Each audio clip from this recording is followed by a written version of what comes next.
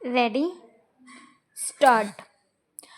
उपाध्यक्ष महोदय, आप जानते हैं कि इस विधेयक पर आजकल जो बहस हुई है उसमें हमने पूरा विरोध किया है और इस संबंध में अपने तर्क पेश किए हैं।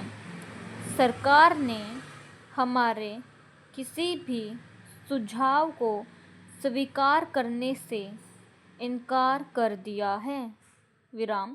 जहां तक इस कानून को अमल में लाने का संबंध है, केंद्रीय सरकार पूरे तौर पर राज्य सरकारों पर निर्भर है। मंत्री महोदय ने कहा है कि कई सूबों ने इस बारे में सहयोग देने का आश्वासन दिया है। लेकिन मैं जानता हूं कि कई सूबों ने इस कानून का बहुत सख्त विरोध भी किया है। उनका कहना है कि केंद्रीय सरकार को किसी भी तरह सहकारी क्षेत्र की संस्थाओं के संबंध में अपने अधिकार को प्रयोग करने का प्रयास नहीं करना चाहिए।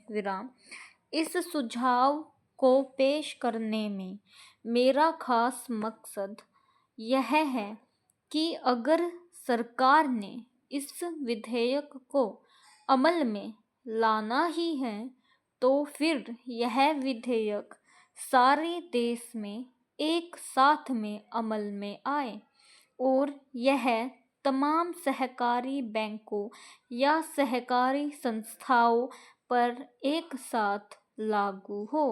वरना जिस सूबे की सरकार यह मान लेती है कि इस विधेयक को वहां पर अमल में लाया जाए, वहां की सहकारी बैंकों को प्रीमियम देना पड़ेगा।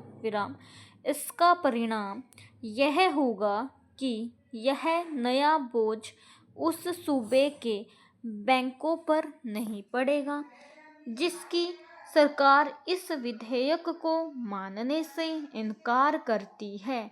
मेरे इस सुझाव को स्वीकार करने का यह भी लाभ होगा कि अगर केंद्रीय सरकार यह चाहती है कि इस कानून को किसी भी हालत में अमल में लाना चाहिए और सहकारी बैंकों में पैसा रखने वाले लोगों को तत्काल कानून का संरक्षण देना चाहिए, तो उस पर यह बंधन रहेगा कि चूंकि उसने इस विधेयक को एक साल में अमल में लाना है, इसलिए यह जल्दबाजी करके इस विधेयक को पूरे देश पर एक साथ अमल में ला पाएगी।